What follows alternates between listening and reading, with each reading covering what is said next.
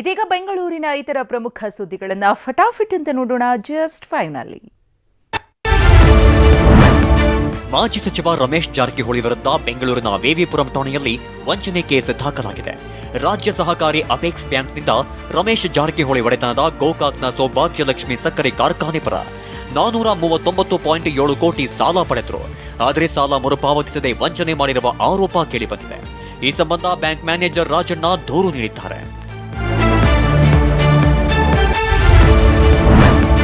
ರಾಷ್ಟ್ರ ರಕ್ಷಣಾ ಪಡೆಯ ಪುನೀತ್ ಕೆರೆಹಳ್ಳಿ ಅವರನ್ನ ಕೋಮು ಗಲಭೆ ಸೃಷ್ಟಿಸಲು ಬಿಜೆಪಿ ಬಳಸ್ತಾಗಿದೆ ಅಂತ ಕಾಂಗ್ರೆಸ್ ನಾಯಕ ಬಿಕೆ ಹರಿಪ್ರಸಾದ್ ಆರೋಪಿಸಿದರು.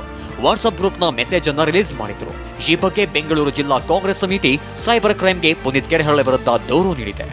ಇನ್ನು ತಮ್ಮ ವಿರುದ್ಧ ಆರೋಪ ಮಾಡಿರುವ ಬಿಕೆ ಹರಿಪ್ರಸಾದ್ ವಿರುದ್ಧವೇ ದೂರು ನೀಡಲು ಬಸವನಗುಡಿ ಸೈಬರ್ ಠಾಣೆಗೆ ಪುನೀತ್ ಕೆರೆಹಳ್ಳಿ ಬಂದಿದ್ರು. ಆದರೆ ಪೊಲೀಸರು ದೂರು ಸ್ವೀಕರಿಸಿಲ್ಲ ಅಂತ ಧರಣಿ ಕೂತಿದ್ರು. ಬಳಿಕ ಪೊಲೀಸರು ಎನ್ಸಿಆರ್ ದಾಖಲಿಸಿದ್ರು. ದೊಡ್ಡಬಳ್ಳಾಪುರದ ಎಪಿಎಂಸಿ ಆವರಣದ ಅಂಗಡಿಗಳಲ್ಲಿ ಸರಣಿ ಕಳ್ಳತನ ಮಾಡಲಾಗಿದೆ. 50,000 ಮೌಲ್ಯದ ಸಿಗರೆಟ್ ಸೇರಿ ಬೆಲೆಬಾಳುವ ವಸ್ತು ಕದ್ದು ಪರಾರಿಯಾಗಿದ್ದಾರೆ.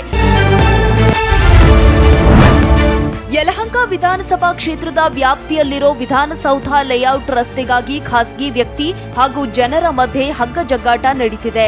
ಈ ಲೇಔಟ್ನಲ್ಲಿ 400ಕ್ಕೂ ಹೆಚ್ಚು ಕುಟುಂಬಗಳು ವಾಸ ಇವೆ. ಬಿಬಿಎಂಪಿ ನಿರ್ಮಿಸಿದ್ದ ರಸ್ತೆಯನ್ನ ರಫೀಕ್ ಎಂಬಾತ ಬಂದ್ ಮಾಡಿದ್ದಾನೆ ಅಂತ ಆರೋಪಿಸಲಾಗಿದೆ. ಈಗ ರಸ್ತೆ ಬಿಡಿಸಿಕೊಡಿ ಅಂತ ನಿವಾಸಿಗಳು ಡಿಸಿಎಂ ಡಿಕೆ ಶಿವಕುಮಾರ್ ಮೊರೆ ಹೋಗಿದ್ದಾರೆ.